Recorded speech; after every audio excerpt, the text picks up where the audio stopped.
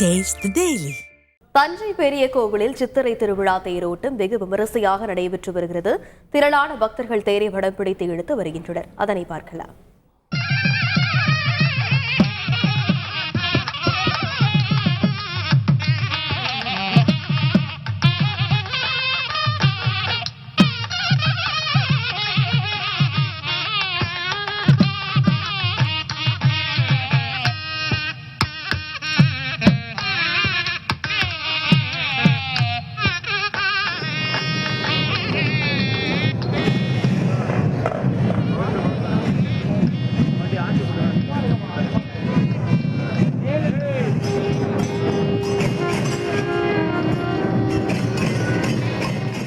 இது பற்றிய கூடுதல் விவரங்களை செய்தியாளர் சையத் வழங்கிட கேட்கலாம். வணக்கம் சையத், இந்த சித்திரை திருவிழா தேரோட்டத்தின் சிறப்பு என்ன?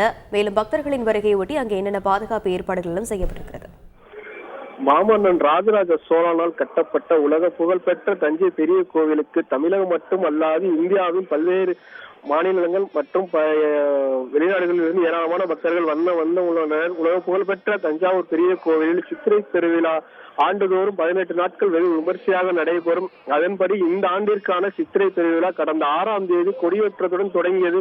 அதனைத் தொடர்ந்து கோவிலில் காலை மாலை என இரு வேளைகளிலும் சுவாமிகள் புறப்பாடு என்பது நடைபெற்றது. விழாவின் முக்கிய நிகழ்ச்சியான தேரோட்டம் தற்போது என்பது நடைபெற்று வருகிறது.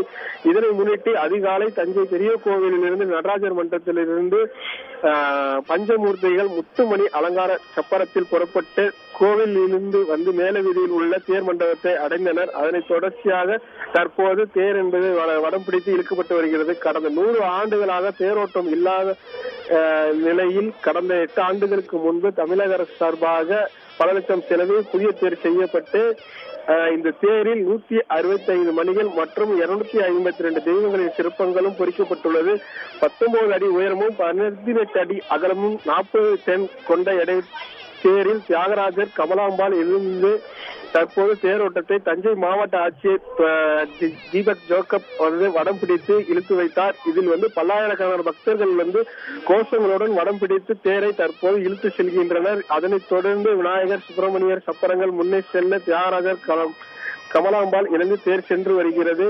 கிட்டத்தட்ட தற்போது தஞ்சை உள்ளிட்ட டெல்டா மாவட்டங்களில் இது முக்கியமான நிகழ்வு என்பதால் பல்வேறு மாநிலங்களும் இருந்து பல்வேறு பகுதிகளில் இருக்கக்கூடிய பக்தர்கள் ஏராளமான தற்போது இங்க குவிந்து வருகின்றனர். இதற்காக 1000க்கும் மேற்பட்ட காவல்துறையினர் பாதுகாப்பு பணியில் ஈடுபட்டு வருகிறார்கள். ஏனென்று சொன்னால் தற்போது கோடைக்காலம் என்பதால் அதற்கும் முன்னெச்சரிக்கை நடவடிக்கையாக மாநகராட்சி சார்பில் பல்வேறு இடங்களில் நீர்த்தேக்க தொட்டிகள் அமைக்கப்பட்டிருக்கிறது. அதே போன்று தீ விபத்து எதுவும் ஏற்படாமலும்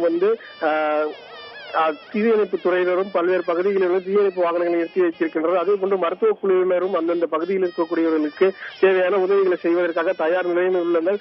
தஞ்சை அந்த முக்கியமான ராஜ வீதியில் தற்போது இந்த தேரோட்டம் என்பது தொடங்கி இருக்கிறது. அந்த 4 ராஜ வீதிகள் முடிந்த பிறகு தேரோட்டம் என்பது நிலையை நிறுத்தப்படும். விரிவான விவரங்களுக்கு நன்றி சையத் மௌலானா.